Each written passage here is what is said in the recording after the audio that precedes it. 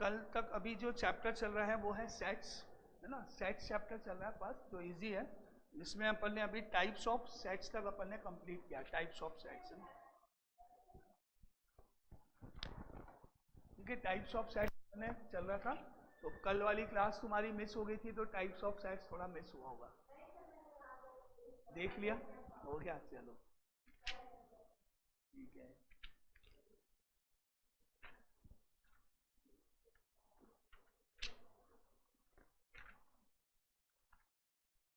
Equivalent sets हो गया, equivalent sets हो गया था अपना, है ना, यहाँ तक। अब लिखना आपको subsets.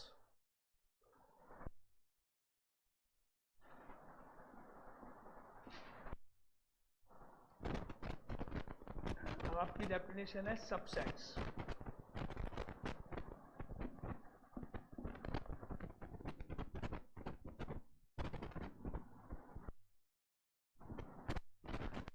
Let A and B be two sets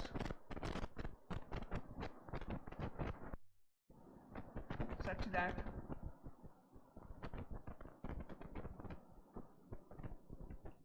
every element of set A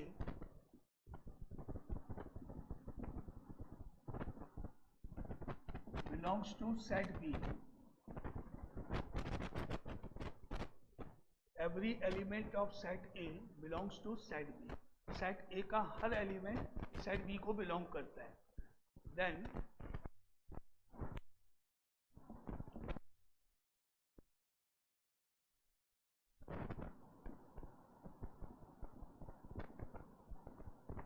a subset of B is called a subset of B.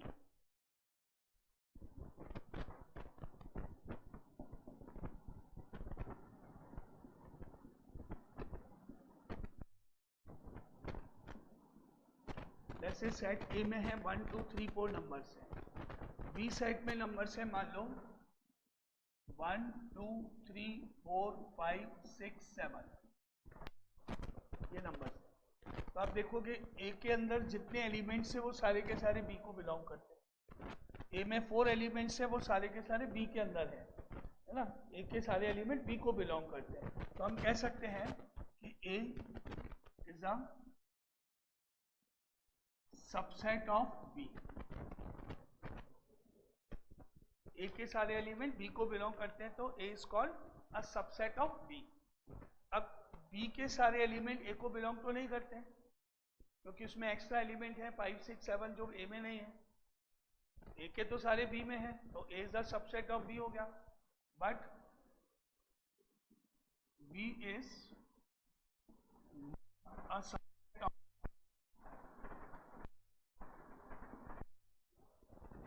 A B का सबसेट है लेकिन बी ए का सबसेट नहीं है। ए के सारे एलिमेंट बी को बिलोंग करते हैं लेकिन बी के सारे एलिमेंट ए को बिलोंग नहीं करते। इसको हम शॉर्ट में ऐसे डिनोट करते हैं, A subset of B but B not a subset of, ये सबसेट का साइन है, इसको पढ़ते हैं subset. A is a subset of B, और इसको पढ़ेंगे B is not a subset of. Cross कर देंगे तो नॉट अ सबसेट हो गया, सिंबल लगा दिया तो वो सबसेट हो गया।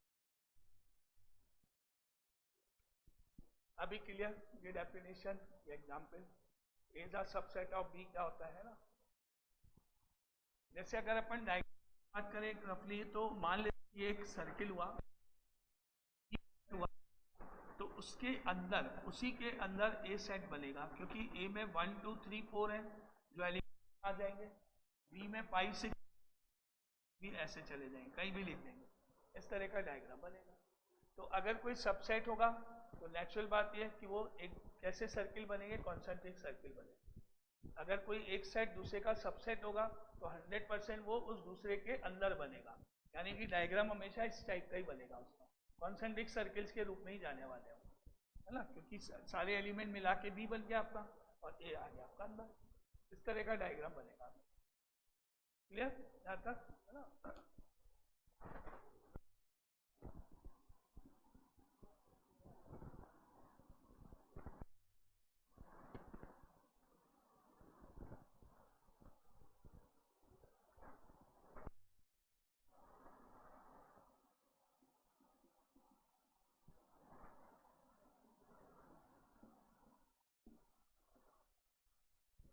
properties of subset. First,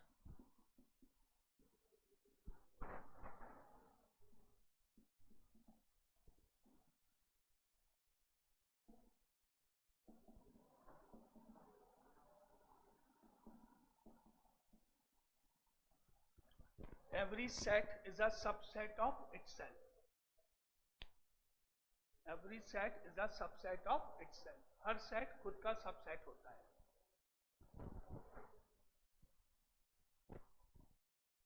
मतलब ए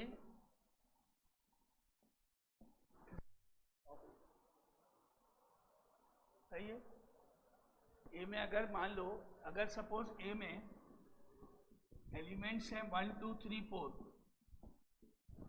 तो वापिस अगर ए लिखोगे तो लिखना तो यही पड़ेगा ना, 1 2 3 4 नंबर तो वही रहेंगे, तो निलाम तो वही है. हाँ सेकेंड माना जाएगा, है ना. मान लो मैंने ए लिख दिया 1 2 3 4, मैंने वापस से ए लिखा मैंने, तो मैं एलिमेंट चेंज करूँ कि 1 2 3 4 ही लिखूँ? मतलब मैं सेम लेटर यूज करने जा रहा हूँ एक ही क्वेश्चन में, सेम लेटर बिल्कुल, है ना.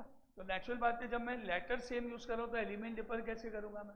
एलिमेंट तो सेम लिखने पड़ेंगे ना, क्योंकि एक बार मैंने ए को 1 2 3 4 बोल दिया, दोबारा भी ए लिखूंगा तो 1 2 3 4 ही तो रहेगा. तो मैं यहाँ पर भी तो 1 2 3 4 ही लिखूंगा. तो मैं कह सकता हूँ इसके सारे एलिमेंट इसको बिलोंग करते हैं, यानी ए इज अ सबसेट ऑफ ए. अच्छा समझो कि ये आपने सर्किल बनाया ए, फिर आपने ओवरलैपिंग करता हुआ सर्किल बनाया. एक ही बात है ना, ए का ए ही तो रहेगा, एक तरह से कॉन्सेंट्रिक ही तो हुआ, सेंटर तो सेम ही हुए. ओवरलैपिंग बना दो तो क्या फर्क पड़ता है? अगर अंदर सर्किल बना देते हो तो रेडियस डिफर करती है, लेकिन सेंटर तो सेम ही हुआ, कॉन्सेंट्रिक सर्किल हुआ. और ओवरलैपिंग कर दी, तो वापिस से एक और सर्किल बना दिया तो हो गया. आपको याद होगा थोड़ा सा 10th का पोर्शन में, जैसे आपने पढ़ा है कि दो लाइन से, है ना, या यूँ पढ़ा आपने, every line is parallel to itself. पढ़ा कुछ? हर लाइन खुद के पैरेलल होती है, कह सकते हैं every line is parallel to itself. 5 is equal to 5, every number is equal to itself. 5 is equal to 5, 9 is equal to 9, 7 is equal to 7. Every triangle is congruent to itself. 10th या 9th, every triangle is congruent to itself. Triangle ABC is congruent to triangle ABC. Triangle PQR is congruent to triangle PQR. या 10th, every triangle is similar to itself. याद करो, याद है? तो ये सब एक ही बात है ना, वही का वही चीज है. Every set is a subset of itself. जैसे अपन ने लाइन के लिए, ट्राइंगल के लिए, इनके लिए बात करते हैं, हम बोलते हैं ना हर ट्राइंगल खुद के सिमिलर है, क्योंकि एक ही ट्राइंगल को दो बार बना रहे हो आप, तो नेचुरली बात है वो सिमिलर ही कहलाएगा. एंगल वंगल सब प्रॉपर्टी सब सेम हो. क्लियर? ये लाइन अब ये डेफिनेशन या property. Every set is a subset of itself, पहली प्रॉपर्टी. दूसरी होती है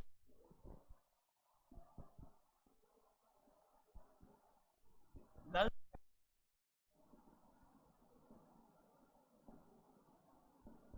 is a set of every set. Null set मतलब जिसमें कोई भी एलिमेंट नहीं लिखा जाए, ब्लैंक, कोई भी एंट्री अलाउड नहीं हो, जिसमें कोई भी पार्ट अपन लिख नहीं सकते हो, उसको नल सेट बोलते हैं. और उसके लिए एक पर्टिकुलर सिंबल ऐसे यूज करते हैं, ये वाला सिंबल, ये सिंबल, ऐसा सिंबल यूज करते हैं जिसको फाई बोलते हैं. फाई ग्रीक लेटर है, ग्रीक वर्ड है, फाई बोलते हैं, PHI. इसको फाई पढ़ते हैं. Phi is a null set. Symbol use करना, मैथ्स में लिए कोई ना कोई सिंबल्स बनाए जाते हैं ना, जैसे थीटा, गामा, बीटा, अल्फा, ये सारे ग्रीक लेटर्स हैं. अपन ने पढ़े ही कहा अल्फा बीटा गामा क्या होता है, कभी पढ़ा ही नहीं, है ना. इंग्लिश में तो होते ही नहीं है. ग्रीक लेटर्स होते हैं, कुछ जर्मन लेटर्स होते हैं, वो जो भी इन्वेंट करते हैं उनके नाम के ऊपर जनरली वो यूज किया जाता है. तो ये फाई बोलते हैं इसको, सिंबल को. ये सबसेट है, ये pi is a subset of A, यानी जो नल सेट है वो हर सेट का सबसेट होता है। नल सेट जिसमें कोई भी एलिमेंट लिस्टिंग करना पॉसिबल है, जिसमें कुछ भी नहीं लिख सकते हो आप, है ना। जैसे मैं आपको बोलूं कि भाई आप मुझे बताओ set of natural numbers, set of natural numbers between 9 and 10।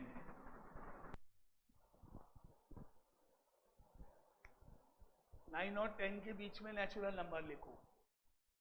है कोई 9 और 10 के बीच में नेचुरल नंबर? क्योंकि 9 के बाद क्या आएगा? 9.1, 9.2 ऐसे आएंगे, जो कि नेचुरल नंबर तो हो नहीं सकते।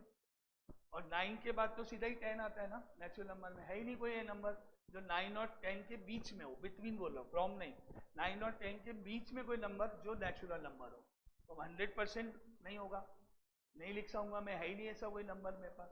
तो मुझे क्या करना पड़ेगा? मुझे करना पड़ेगा नहीं, ब्लैंक छोड़ना पड़ेगा, नो एंट्री, तो ये नल सेट हो गया। या फिर मुझे ये लगाना पड़ेगा, ऐसे सिंबल लगा पाई, या तो ये बना दूं कर्ली ब्रैकेट ऐसे, या फिर पाई लगा दूं, ये हो गया। क्योंकि मुझे लिखना पड़ेगा ना आंसर नीचे लैंग्वेज में, now it is a null set. तो उसकी जगह मैं ये सिंबल लगा के छोड़ दूंगा, तो जो एग्जामिनर है समझ जाएगा कि आप क्या कहने जा रहे हैं, कि भाई सिंबल मतलब आपको पता है इसका आंसर नल सेट। लैंग्वेज नहीं लिखनी पड़ेगी पूरा क्वेश्चन की, पॉसिबल नहीं है ऐसा कोई भी, है ना। जैसे अपन बोले कि भाई कोई बॉयज स्कूल है, बॉयज स्कूल है, अब उस बॉयज स्कूल में आप मुझे बताओ कि 12th में नंबर ऑफ गर्ल्स कितनी है? Find the number of girls in class 12 of a boy school. Natural बात है, बॉय स्कूल बोल रहे हैं मतलब उसमें गर्ल्स है ही नहीं, कोएड स्कूल है ही नहीं, तो नंबर ऑफ गर्ल्स कहाँ से लाओगे आप? 0 बोलोगे, नहीं है, नो आंसर, नो, कोई भी नाम लिस्ट आउट नहीं करोगे, नल सेट हो गया, है ना। इस तरह से या मैंने बोला आपको कि भाई एक प्राइम नंबर बनाओ, इवन प्राइम नंबर बताओ, even prime number greater than 2, greater than 2, 2 से ग्रेटर होना चाहिए, नहीं होगा, इवन कहाँ से होगा? 3 आएगा, 5 आएगा, तो इवन थोड़ी होगा, तो फिर नल सेट हो गया। ऐसे जिसकी पॉसिबिलिटी नहीं है, जो हम लिख नहीं सकते, उसको नल सेट बोलते हैं, है ना। और ये सिंबल यूज करते हैं नल सेट के लिए, ठीक है। तो एक तो ये हो गया property number 2, and property number 3,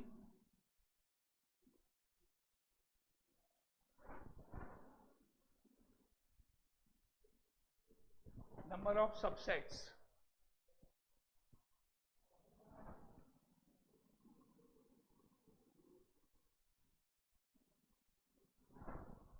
Number of subsets is equal to 2 की पावर n।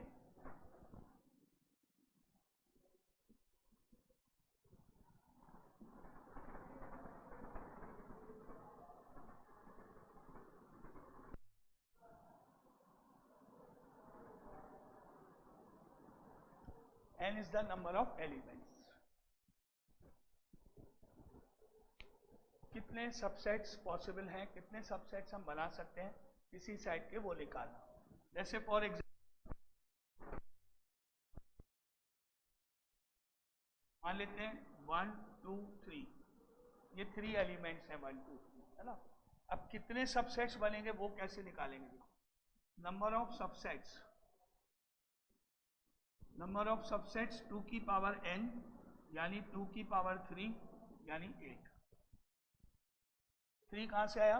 1 2 काउंट करके, जिसके सबसेट लिखने जा रहे हो आप उसमें कितने एलिमेंट्स हैं वो n की वैल्यू। n डिनोट करता है नंबर ऑफ एलिमेंट्स को, तो टोटल कितने सबसेट्स बनेंगे? 2 की पावर n, इस क्वेश्चन के अकॉर्डिंग 2 की power 3, that is equal to 8।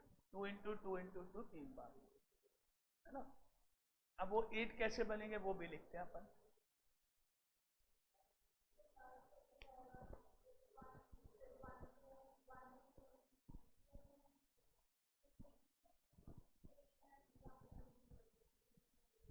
हाँ, अब वो जो सबसेट्स हैं वो ऐसे बनेंगे, देखो, सिंगल 1, सिंगल 1 एक नंबर, एक सेट हो गया जिसमें एक ही एंट्री है, ओनली 1। एक सेट हो गया जिसमें सिंगल एंट्री 2 है, सिंगल एंट्री 2 है। एक सेट हुआ जिसमें सिंगल एंट्री 3 है, सिंगल एंट्री 3 है। एक सेट हुआ जिसमें 1 और 2 दो नंबर है, 1 और 2, एक में 2 और 3, 2 और 3, एक में 1 और 3, दो नंबर्स मिला के 1 एंड 2, ऑर्डर 1 और 2 लिखो या 2 और 1 लिखो, एक ही होता है ना, order important. 1 and 2, 2 and 3, 1 and 3, एक सारा मिला के कंप्लीट तीनों 1 2 3, ये वाली line every set is the subset, और एक नीचे वाली लाइन से नल सेट। ये दो तो होंगे ही होंगे, है ना, एक तो सेट खुद हो गया, एक नल सेट हो गया, दो तो लिखने ही लिखने। बाकी आप देखो इस तरह से सिंगल सिंगल नंबर फिर दो दो कंबाइन करके लिखना है, इस तरह से काउंट करेंगे तो 1 2 3 4 5 6 7, इस तरह से आपको मालूम पड़ेगा कितने सबसेट्स बने, और उसको लिस्ट आउट कैसे करें। क्लियर? कितने सबसेट्स बनेंगे वो 2 की पावर n से डिसाइड होगा, और लिस्टिंग इस तरह से सिंगल सिंगल लेते हुए, एक बार एक एक नंबर फिर दो, फिर इस तरह से।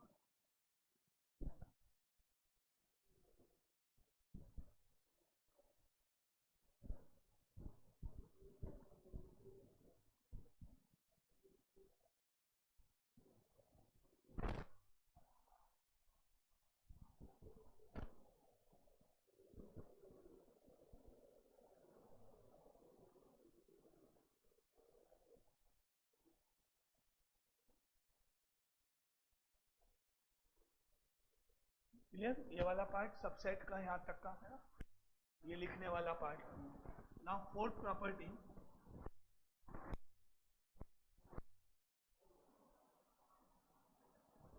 फोर्थ प्रॉपर्टी, ये नंबर ऑफ सबसेट्स हो गए, कितने बनेंगे कैसे लिखते हैं ये अपने आपको क्लियर हुआ है ना। नाउ फोर्थ प्रॉपर्टी,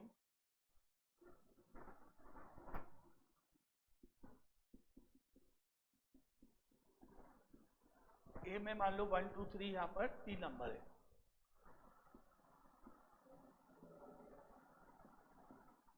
तो यहाँ पर ने टोटल जो सबसेट्स लिखे नीचे लिखे हुए हैं 1 2 3, 1 and 2, 2 and 3, 1 and 3, 1 2 3, null set, ये सारे टोटल सेट्स लिखे हुए हैं। ठीक है, इनमें से एक सेट ऊपर वाले ए के इक्वल है, सेकंड लास्ट 1 2 3 इक्वल इक्वल वाले सेकंड लास्ट है ना, हर सेट खुद का सबसेट होता है तो वो तो आएगा ही आएगा। तो इसको हम दो पार्ट में ऐसे डिवाइड करेंगे, देखो टोटल तो ऊपर है प्रॉपर सबसेट्स और इम्प्रॉपर सबसेट।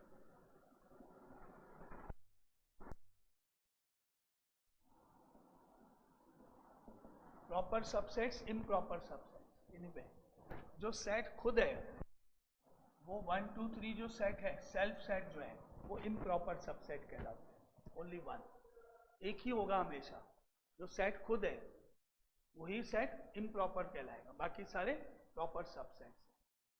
क्योंकि हर कोई सेट का एक तो खुद ही होता है और एक नल सेट होता है, तो जो खुद वाला होगा वो क्या कहलाएगा, इम्प्रॉपर, बाकी के सारे प्रॉपर सबसेट।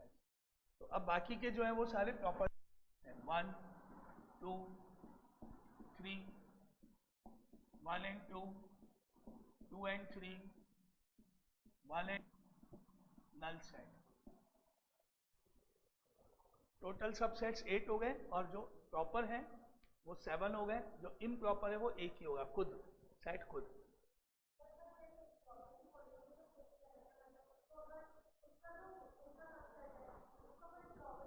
क्योंकि वो अपन ने उसी को वापस लिख दिया, जो समझो ये सर्किल है, इसके अंदर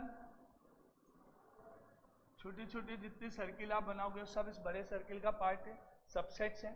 तो ऐसे छोटे छोटे सर्किल आप 7 बना सकते हो, और जो बड़े वाले सर्किल की ओवरलैपिंग कर रहा है वो एक ही होगा, सेट खुद। तो जो ओवरलैपिंग कर रहा है उसको हम इम्प्रॉपर बोलेंगे, क्योंकि वो तो सर्किल के ऊपर ही हो गया, तो वो तो है ना खुद ही हो गया।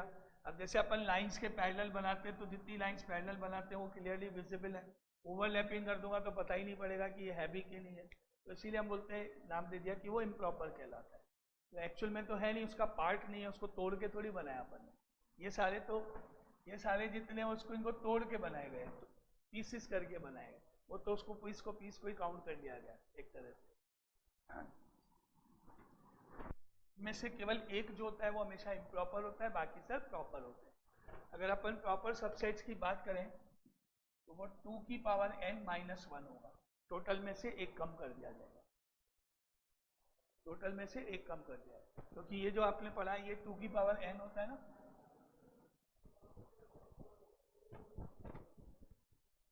ठीक है, क्लियर ये बात।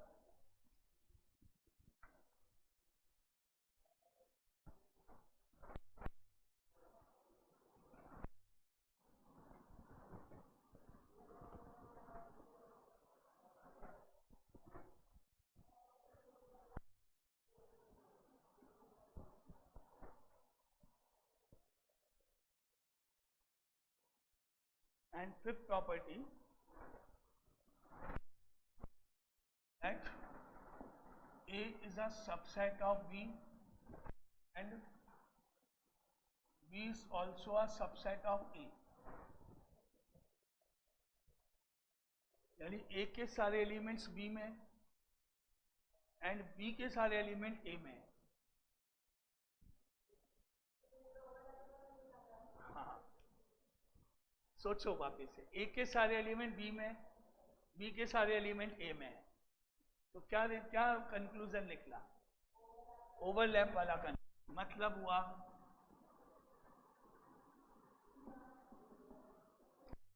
इक्वल, दोनों इक्वल हो गए। अब A के सारे एलिमेंट B में है, B के सारे एलिमेंट A में है, तो नेचुरल बात है कि सारे एलिमेंट्स सारा दोनों साइड सेम होंगे, है ना। जैसे आपने A लिख दिया 1 2 3, अब B लिखना है आपको, कंडीशन है कि B में आपको वो सारे एलिमेंट्स लिखने हैं जो A में है, क्योंकि अपन ने बोला A is a subset of B, A के सारे एलिमेंट आपको B में लिखने हैं, कंपलसरी है, बोला है अपन ने पहले, है ना। तो मुझे 1 2 3 तो लिखना ही पड़ेगा, क्योंकि मैंने ऑलरेडी कह दिया A is a subset of B, तो मुझे B में 1 2 3 तो लिखना ही पड़ेगा, लिख दिया। एक्स्ट्रा मेरे कोई रेस्ट्रिक्शन नहीं है, मेरी मर्जी है, मैं एक्स्ट्रा लिख सकता हूँ, 4 लिख दिया, 5 लिख दिया, 6 लिख दिया, मान लेते हैं मैंने 4 लिख दिया, 5 लिख दिया, लिख दिया। अब कंडीशन ये सेकंड भी है, एंड लगा हुआ है, ये भी पूरी करनी है।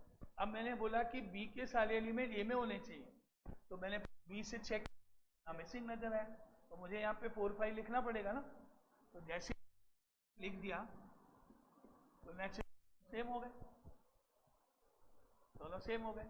तो इसीलिए जब ये कंडीशन आती है B का सबसेट है, B A का सबसेट, तो दोनों सेट्स को इक्वल माना जाए, तो प्रूफ हो जाएगा कि हाँ भाई दोनों सेट इक्वल है, या इक्वल होने की कंडीशन है। दो सेट्स इक्वल कब होंगे? जब A B का सबसेट है और B A का सबसेट है, तो उनकी इक्वलिटी की कंडीशन हो जाएगी, ठीक है।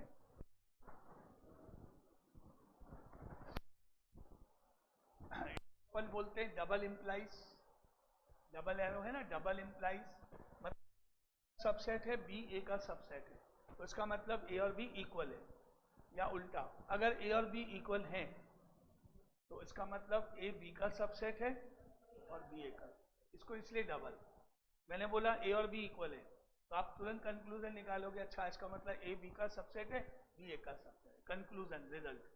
अब मैंने आपको बोला A तो B का सबसेट है और B A का सबसेट है, तो कंक्लूजन अच्छा A और B इक्वल है, तो उसको बोलते हैं डबल इम्प्लाई। जैसे आपकी केमिस्ट्री के रिएक्शंस होते हैं, डबल रिएक्शंस, साइंस वाले को पता है केमिस्ट्री में, है ना। जैसे मैं एक एग्जाम्पल दे रहा हूँ, मुझे याद नहीं है, जैसे H2 प्लस हो करके H2O बन गया, फिर H2O को वापस ब्रेक करके H2 प्लस हो बन गया, एक एग्जाम्पल दे रहा हूँ। ऐसी रिएक्शन होती है ना आपकी केमिस्ट्री में, कि दो को मिक्स करके पर्टिकुलर वो बना लिया, फिर उसको बॉईल करके या कुछ कर दिया तो वापस इंटीग्रेंट अलग हो गए, तो डबल इक्वेशन जो आपकी कहलाती है, उनका नाम क्या होता है वो तो पता नहीं मुझे, ध्यान लेकिन थोड़ा आइडिया नहीं है। तो ये प्रॉपर्टी है 5th नंबर, है ना। 6th number, if A is a subset of B,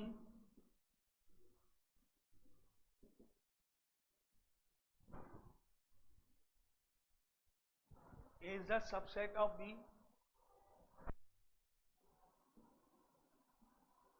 then B is called superset.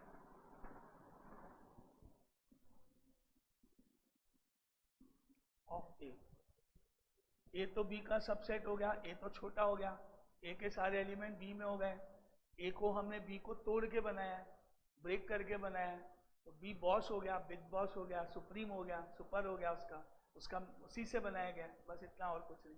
तो बी को सुपर सेट बोलते हैं। जो बड़ा है सेट है जिससे अपन ने ब्रेक करा है, जिसके सबसेट्स लिखे गए हैं, वो जो बड़ा सेट है वो सुपर सेट कहलाता है। सुपीरियर हो गया कह लेते हैं। सुपर बॉस होता है ना, उसके अंडर में बहुत सारे पार्ट होते हैं, यानी बहुत सारे एम्प्लॉय होते हैं, तो अपन बोलते हैं सुपीरियर है या सुपर बॉस है या बिग बॉस है या इंचार्ज है, जो भी कुछ है उसका नाम पर और कुछ नहीं है, ये मतलब बोलने का है। ए से ए बी का सबसेट है तो बी ए का सुपर सेट कहलाता है, बस सिंबल इतना। ए तो सबसेट है बी का, ऐसे लगाते हैं सबसेट के लिए साइन, और उधर वाले पार्ट के लिए अपन ऐसे लगा देंगे, उल्टा कर देंगे, बस और कुछ नहीं।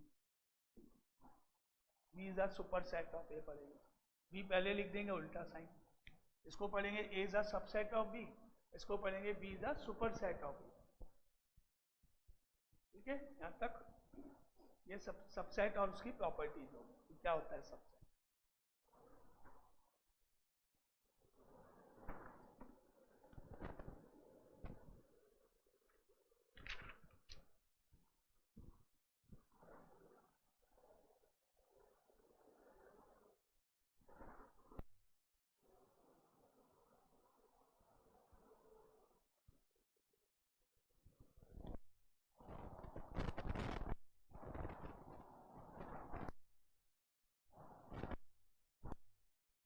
सबसेट्स वाली डेफिनेशन और ये पार्ट क्लियर है ना।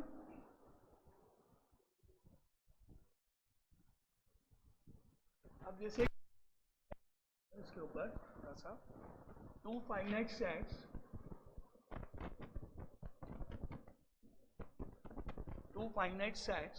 have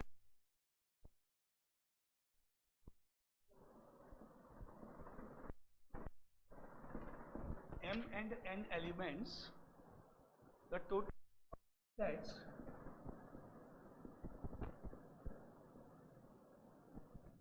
total number of subsets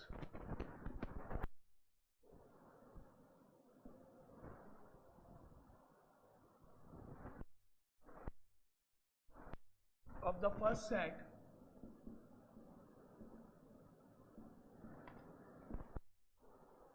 is 56 more than the total number of subsets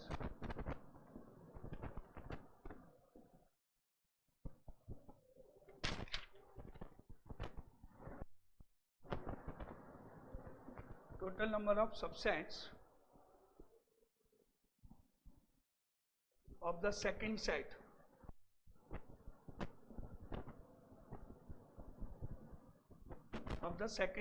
find the values of m and n.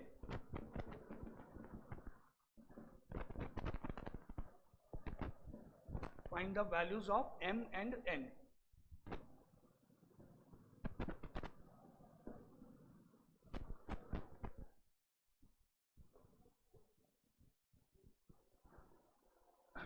एक सेट है उसमें m एलिमेंट्स हैं और दूसरे में n एलिमेंट्स हैं।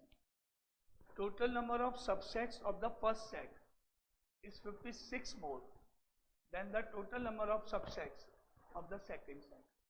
तो अगर अपन बात करें number of subsets of the first set, तो इक्वल टू क्या होगा?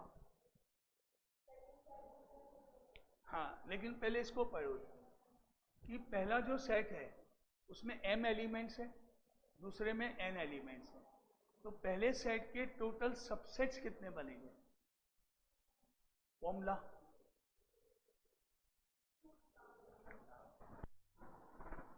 2 to the power m, क्योंकि पहले सेट में m एलिमेंट्स है, टोटल नंबर ऑफ सबसेट्स का फॉर्मूला 2 की पावर नंबर ऑफ एलिमेंट्स जो रहते हैं, तो पहले में m है तो 2 की पावर n हो गया। Now number of subsets of the second set is equal to 2 की पावर n हो गया। अब कंडीशन के अकॉर्डिंग देयरफॉर फर्स्ट सेट के नंबर ऑफ सेट्स यानी 2 की power m is 56 more is equal to 2 की पावर n प्लस 56। यहां तक क्लियर? दोनों तीनों लाइन है ना, ये वाली लाइन और ये वाली लाइन, ये फॉर्मूले से 2 की पावर m फर्स्ट सेट, ये सेकंड भी वही फॉर्मूले से 2 की पावर n, ये क्वेश्चन की लाइन। ठीक है, अब हम इसको इधर ट्रांसफर हैं तो ये बन गया 2 की पावर m की power n is equal to 56, ये बन गया।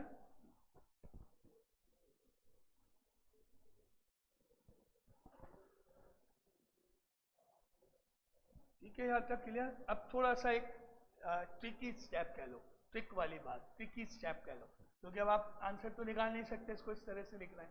तो थोड़ा सा अपन इसको क्या करने जा रहे हैं, यहां से हम कॉमन लेने जा रहे हैं 2 की पावर n, ले सकते?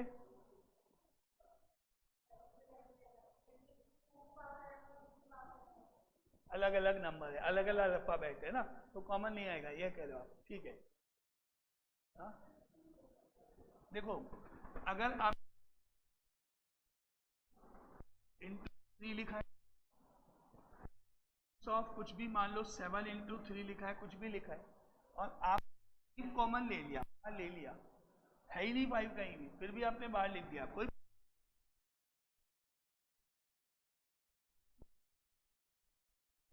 एक ही बात है। आपकी 6 जो मर्जी है कॉमन लो, कौन मना कर रहा है? जो बाहर लिखोगे वो डिवाइड में लिख दो, उल्टा कर दो, है तो ठीक है, नहीं है तो डिवाइड में लिख दो। अगर मेरे पास होता तो मैं ठीक है, नहीं होता तो मेरे को क्या करना है, डिवाइड। कॉमन लेना क्या होता है, डिवाइड करना ही तो होता है एक तरह से। तो मैंने 2 की पावर n कॉमन ले लिया मान लो। अब कॉमन लेने का मतलब हो गया कि जो पहला 2 की पावर m है ना, उसके नीचे भी 2 की पावर n जाएगा, उसको भी डिवाइड करना पड़ेगा जैसे वहां किया है, और जो 2 की पावर n है उसको भी करना पड़ेगा डिवाइड मुझे, जैसे वहां किया है दोनों को मैंने, है ना, और इज इक्वल टू 56 तो है ही। क्लियर?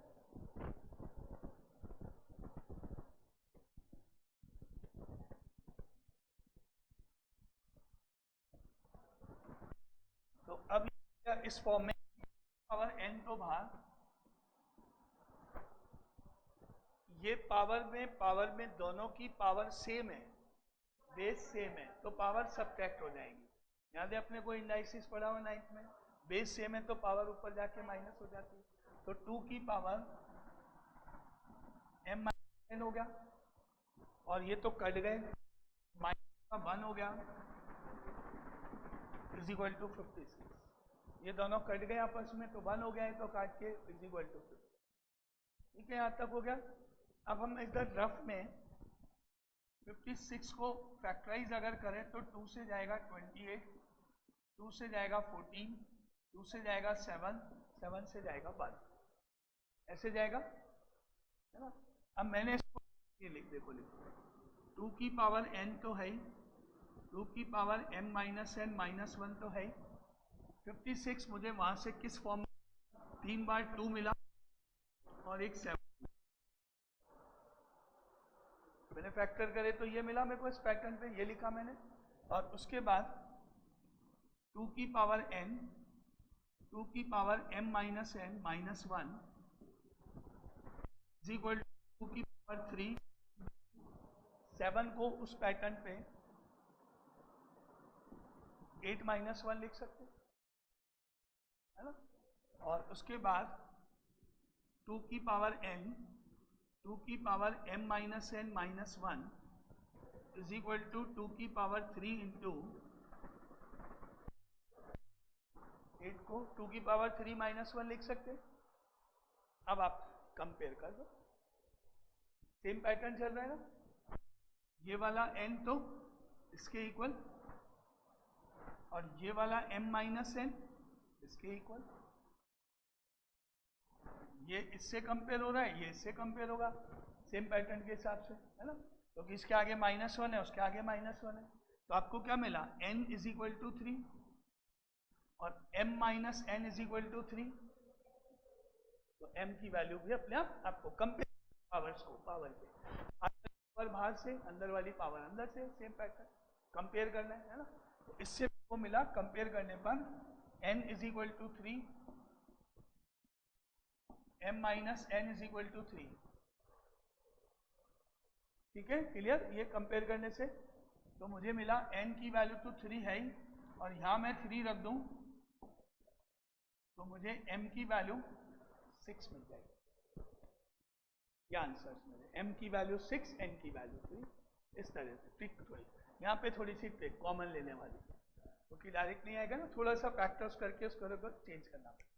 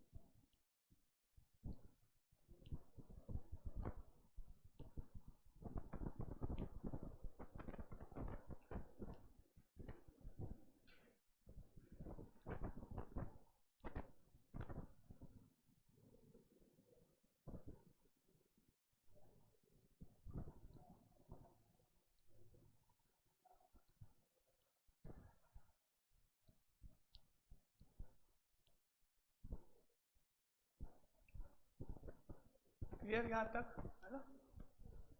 तो अब अपन कल करते हैं आगे का पार्ट है ना, जब तुमको भी डालेंगे ना।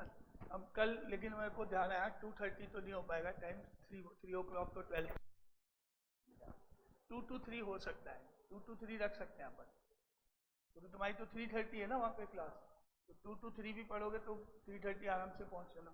थोड़ी देर भले यहाँ बैठ के पढ़ लेना या वहाँ पढ़ लेना है ना, ग्रेविटल में, क्योंकि मैं 2:30 से 3:30 तो नहीं हो पाएगी, क्योंकि 3 o'clock 12 की क्लास है मेरी, मेरे को जाना है 3 to 4, तो 2 to 3 कर सकते हैं अपन टाइम कल या आगे। 1:30 से 2:30 क्यों, कहाँ पर, किस जगह 5 मिनट तो है, 5 मिनट भी तो पहुँच जाओ। 3 बजे है ना, तो मैं 2 से 3 पढ़ाऊंगा, नहीं होगी ना, 5 मिनट पहले छोड़ देंगे, पहले कोई दिक्कत नहीं, 3 में 5 कम पहले छोड़ देंगे, 10 मिनट पहले टॉपिक जो है वो हिसाब से 2 से 3 का, क्योंकि 3 बजे मेरी भी तो क्लास है ना दूसरी वाली, तो मैं ज़्यादा लेट तो करूँगा ही नहीं तो वो भी डिस्टर्ब हो जाएगी। फिर 2 से 3 कर देते हैं अपन अभी टाइम, अभी तो स्कूल की कोई प्रॉब्लम है ही नहीं है ना। फिर बाद में क्या करेंगे, फिर बाद में साइंस वालों को तो 2 से 3 ही चलने देंगे, और कॉमर्स वाले शाम को 6:30 बजे हो जाओगे, तो क्योंकि कॉमर्स वालों की थोड़ी प्रॉब्लम आएगी तो उनको शाम को ले लेंगे, साइंस वाले 2 से 3 चलते रहेंगे, तो आपको जो फिजिक्स केमिस्ट्री की दिक्कत होगी वो आएगी नहीं है ना। कॉन्वेंट में वैसे ही जल्दी छुट्टी होती है, 12 साढ़े 12 छोड़ देते हैं साढ़े। हाँ तो बस 11:40 है तो कोई दिक्कत ही नहीं है 2 बजे आने में है ना कॉन्वेंट में, तो क्योंकि वो अप्लाइड मैथ्स वाले 12th के बच्चे हैं ना कॉमर्स वाले, वो भी जल्दी फ्री हो जाते हैं कॉन्वेंट के, जो 3 बजे आते हैं वो लोग मेरे पास। लाभांशी है, कृष्णा है, अगर तुम जानती हो तो कॉमर्स के, लाभांशी, बंसल, कृष्णा, तो कॉमर्स मैथ्स के है ना वो सब, वो यार ऐसे कर लें 2 से 3 कल। उसको बता दो कि तुम्हारे पास है नंबर जितीशा का, उसका नंबर नहीं है तो मैं उसको मैसेज कर दूँ, तो 2 से 3 कर लें कल टाइम, सबको दिक्कत नहीं है ना, कोई दिक्कत वाली बात नहीं है ना। ठीक है, अब तुम्हारे को पहले वाला जो थोड़ा मिस हुआ है वो चाहिए क्या, पढ़ना है मतलब हल्का, जो सेट्स का डेफिनेशन वगैरह और ये सब है ना। तो अपन एक काम करें, हाँ, कि कल तुम जैसे वहाँ से फ्री हो विनीशा मैम से, तो शाम को आ जाओ, आधे पौन घंटा लगेगा मुझे, तो मेरा जो 1-2 क्लास मिस हुई है, सेट क्या होता है क्या नहीं होता है वो मैं शाम को बता दूंगा, अगर शाम को आ जाओ तो है ना। केमिस्ट्री में से जब भी फ्री हो, 6:30, 6:45, 7, जब तुम्हारी मर्जी हो तब तुम यहाँ आ जाना, हाफ एन आवर तुमको रुकना पड़ेगा मैक्सिमम, और उसके बाद सेट और उससे रिलेटेड जो 2 दिन का पार्ट छूटा है वो मैं बता दूंगा, ठीक है ना। कल की बात है, 1 दिन की, आधा घंटा 1 घंटा जो भी लगे, 1 दिन में कवर हो जाएगा कल, ठीक है। फाइनल 2 से 3 कल, ठीक है 2 से 3 कल।